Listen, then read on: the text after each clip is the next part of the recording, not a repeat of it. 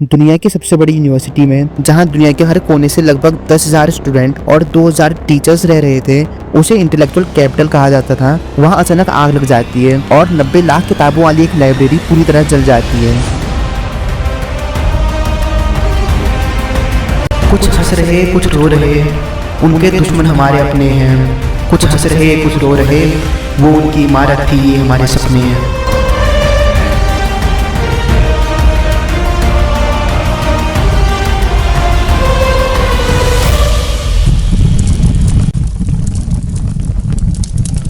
Fifth century में बिहार के पाटलिपुत्र शहर में राजा कुमारगुप्त फर्स्ट रहते थे।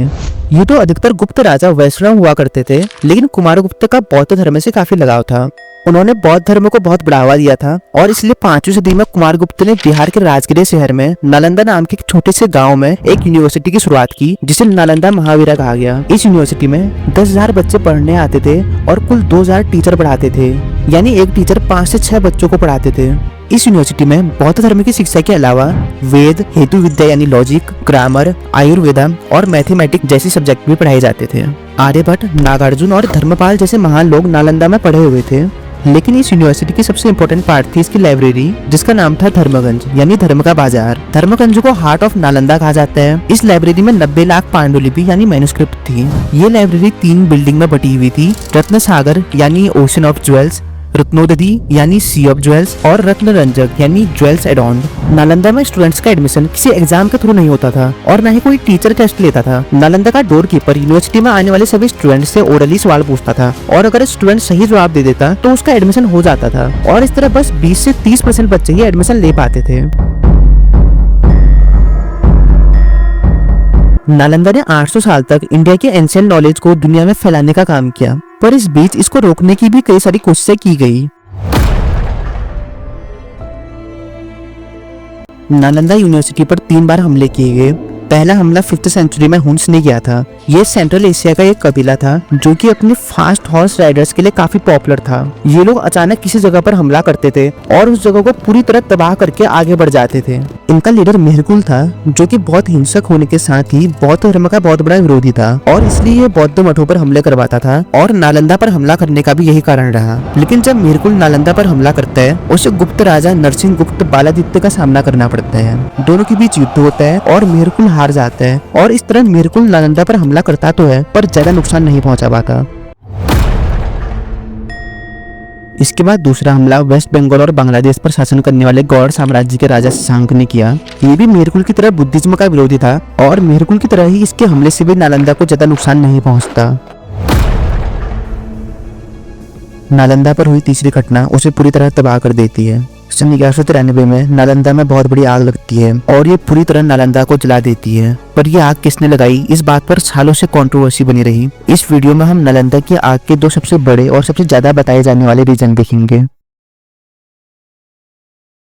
1193 में मोहम्मद गौरी का आर्मी जनरल बख्तियार खिलजी बिहार के लोकल रूलर्स को हरा चुका था, पर इसी बीच बख्तियार खिलजी अचानक बहुत बीमार पड़ जाता है। उसके हकीम उसको ठीक करने की कोशिश करते हैं, पर कुछ भी काम नहीं कर रहा था। लोगों ने उसे कई बार भारतीय वैद्यों से इलाज करवाने की सलाह दी, पर उसने मना कर दिया। लेकिन आखिरकार वो मान गया और उसके इलाज के लिए नालंदा के आयुर्वेदा डिपार्टमेंट के हेड आचार्य राहुल श्रीभद्र को बुलाया गया। लेकिन इलाज से पहले खिलजी ने एक शर्त रखी कि उनका इलाज बिना दवाई के होना चाहिए। इस पर राहुल श्रीभद्र एक कुरान लेकर आते हैं और खिलजी को उस कुरान को रोज पढ़ने को कहते हैं। खिलजी मान जाते हैं और रोज कुरान पढ़ने लगते हैं और धीरे धीरे खिलजी पूरी तरह ठीक हो जाते हैं। बाद में खिलजी राहुल श्रीभद्र को दरबार में बुलाता है और उससे पूछता है कि उसने बिना दवाई की इलाज कैसे किया। तो इस पर राहुल श्रीभद्र कहते हैं कि उन्होंने कुरान के पन्नों में दवाई लगाई हुई थी और कुरान पढ़ते समय खिलजी जितनी बार थूक लगाकर पन्ने पलटते थे, उतनी बार दवाई उनके शरीर में जाती थी। भारत के लोगों की ऐसी नॉलेज को देखकर बख्तियार खिलजी बहुत गुस्सा हो जाता है और अपनी 200 घुड़सवारों की सेना के साथ रात के समय नालंदा पर हमला कर देता है। सेना रात को छुपकर हमला करती है और मुख्य द्वार तोड़कर सारे पहरेदारों को मार देती है।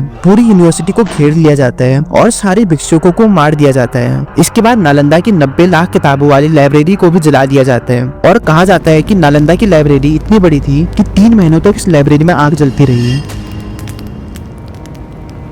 तारानाथ और सुम्पा खेनपो नाम के 2 बुद्धिस्ट मॉन्क अपने अपनी बुक में ब्राह्मणों को नालंदा के डिस्ट्रक्शन का जिम्मेदार बताते हैं।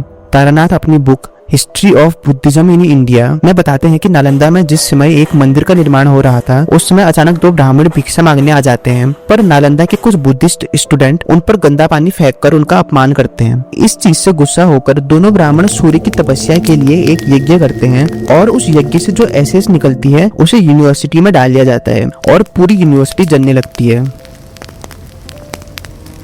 यूनिवर्सिटी में लगी आग का चाहे कोई भी कारण रहा हो, लेकिन इस आग ने सालों से चली आ रही नॉलेज के सोर्स को खत्म कर दिया और एजुकेशन हब कहलाए जाने वाले इंडिया की ग्रोथ को काफी स्लो कर दिया।